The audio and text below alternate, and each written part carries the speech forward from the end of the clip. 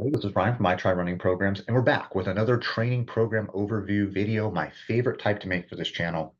And we are talking about the Pfitzinger training plan number 1 for 5K road racing from his legendary book. I've talked about his book before on this channel and some other broader Pfitzinger knowledge. So if you're interested in that, I will link to that video in this video.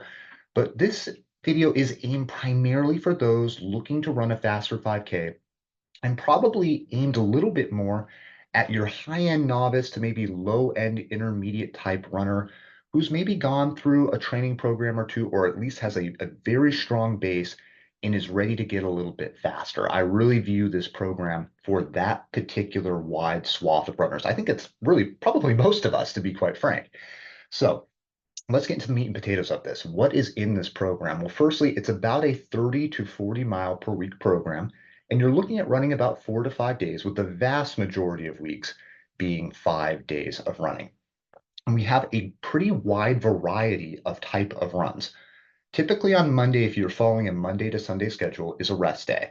Then on Tuesday, you're going to have a mixture of either a general aerobic run with speed work or just an outright speed work day.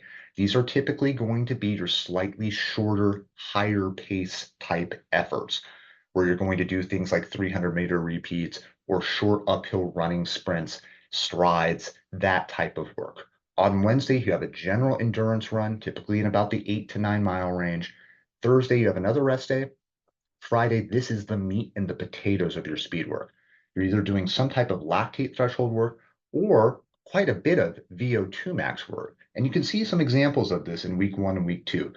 For example, one of the lactate threshold exercises that you'll see quite commonly is some amount of repetitions by a set amount of time of lactate threshold work. So 6 minutes, 8 minutes, just depends on the day, but you can see that variety there. The VO2 max, comparatively, once again, a little bit more sustained, harder pace running. So an example of this is in week 2, 5 by 3 minute uphill at 3 to 5K race effort. So an opportunity to really build your top end speed and sustain it a little bit so that when you get to race day, it's not so scary to deal with. Then on Fridays, or excuse me, on Saturdays, we typically have a recovery run, and on Sundays, we have our long run for the week that typically tops out at about 9 to 10 miles, depending on the week and where you're at in your training cycle. So I won't go through this entire plan. I'll link to it in the description of this video. You'll see that most of these weeks follow a very similar methodology. You're doing typically 2 days of speed work, 2 days of medium to long runs, and 1 recovery run, dependent on the week. So in terms of how we can better utilize this plan, I've talked about this previously, but I think it's worth going over again a little bit. Runalyze to me is a great free tool. You could certainly subscribe to it and get more information, but I think the information that they give you for free is more than substantive for most runners. And this is where you can save yourself a lot of the guesswork of what should I be doing my lactate threshold work at? What should I be doing my VO2 max workout at? What should I even be just doing my general mileage at? You have all of those questions answered. Now, there's a couple of things to be a little careful of when it comes to your VO2 max. This is typically going to be based on a set of time, typically in about the last 3 months is where you're going to get your rolling average for your VO2 max. Now, we all know that our VO2 max can be impacted by a lot of external factors that don't have a lot to do with your actual running economy right at this very minute. So what I mean by that is, for example, you can see in the summer, I lost a bunch of VO2 max according to Runalyze. Well, this really came down to I like to supplement with things like yohimbine when I'm in kind of a cut phase, when I'm losing weight. And I lost about 12 pounds over the summer. But I did that using things like yohimbine that are strong stimulants and raise your heart rate. And by doing that, it makes my VO2 max seem a lot lower than it probably is. I'm more typically someone in the around the 52 to 55 VO2 max range at any point in the year. So you have to be a little careful here, but for those of you who have not really established a good understanding of where your VO2 max typically is, this is where Runalyze will be a great tool. So I really think for newer runners, you can just follow this as if it's the word of God, okay? If you're somebody who's a little bit more experienced, you can take it with a grain of salt and go, okay, maybe right now as I'm rebuilding my VO2 max back up, I might run a little bit slower, but be willing to kind of change your times based on how this updates over time. And that actually somewhat goes for newer runners too. As your VO2 max improves, then you can start to push yourself a little bit harder and harder. Just be careful so that you don't give yourself an overuse injury or get to a point where you're bombing out training runs and really not benefiting from the whole point of why you're training in the first place. So in terms of picking out those training paces, you can see on the right side of the screen here, there's this very well-placed box that gives you your variety of training paces from recovery runs all the way to VO2 max runs.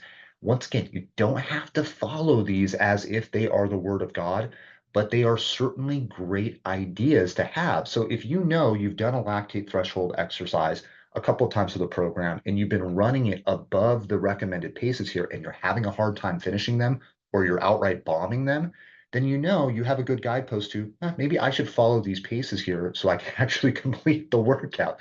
I have been so guilty of screwing that up myself. So I don't want that for any of you as you're using this program.